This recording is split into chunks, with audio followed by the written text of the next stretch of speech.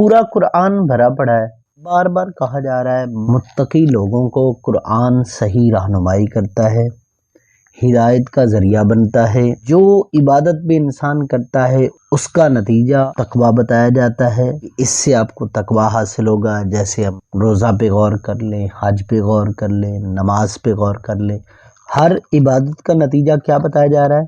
تقویٰ حاصل ہوگا۔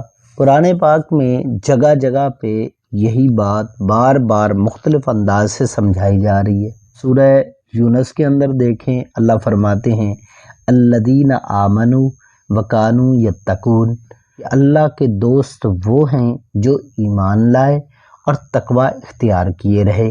یہاں یہ بات بھی ذہن میں رکھنا ہوگی کہ کچھ کرنے کا نام تقویٰ نہیں، بلکہ کچھ نہ کرنے کو تقویٰ کہتے ہیں، یعنی وہ باتیں جن سے اللہ تعالیٰ ناراض ہوتے ہیں ان کو نہ کرنا تقویٰ کہلاتا ہے۔ عقل مندوں کا قول ہے کہ الوقایۃ خیر من العلاج، کہ پرہیز علاج سے بہتر ہے۔ ایک آدمی کو نزلہ زکام ہو، وہ دوائی بھی کھائے اور ساتھ ساتھ آئس کریم بھی کھائے تو اس کی بیماری ٹھیک نہیں ہوگی۔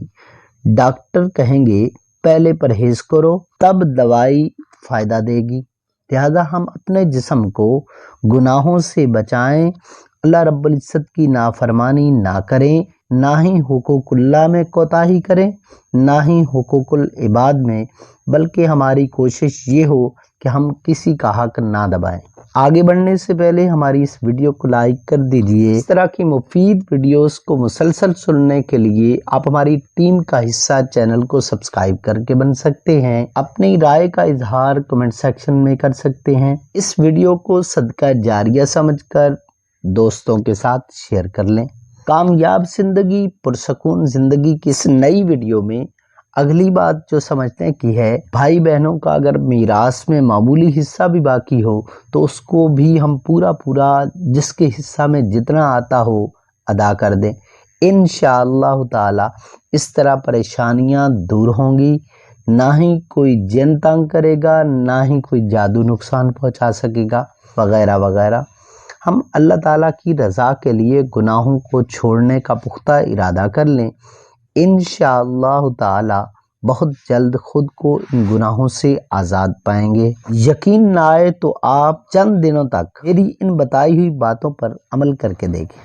روزانہ جب آپ صبح اٹھتے ہیں، نیت کیجئے کہ اللہ تعالیٰ نے دوبارہ جو زندگی دی ہے اس کے شکر میں آج کوئی گناہ نہیں کروں گا۔ رات کو سونے سے پہلے پورے دن کا جائزہ لیجئے، نیکیوں پر شکر اور گناہوں پر ندامت کے ساتھ استغفار کرتے ہوئے سو جائیے۔ 24 گھنٹوں میں کم از کم 24 منٹ اللہ تعالیٰ کے فرما بردار بندوں کے ساتھ ایمان و یقین کی فضا میں گزاریے۔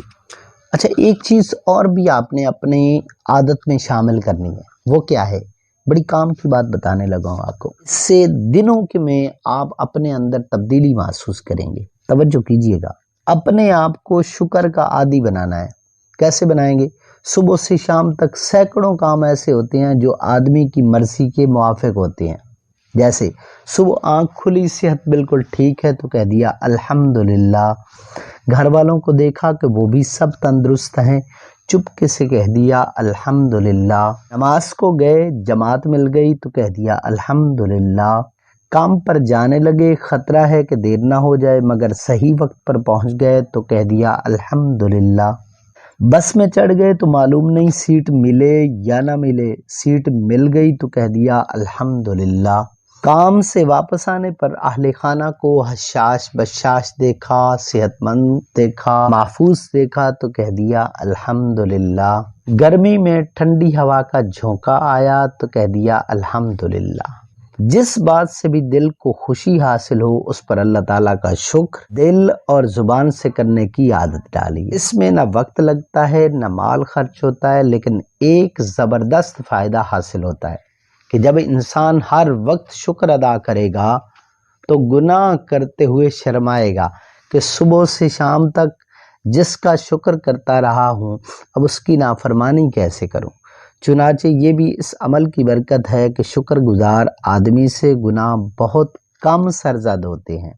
حسد، حرص، ہوس، اسراف، بخل، اس طرح کے مہلک امراض سے نجات رہتی ہے۔ تو امید ہے آج کی ویڈیو سے آپ کو کچھ فائدہ ہوا ہوگا۔ اب تک کے لیے اتنا ہی کافی۔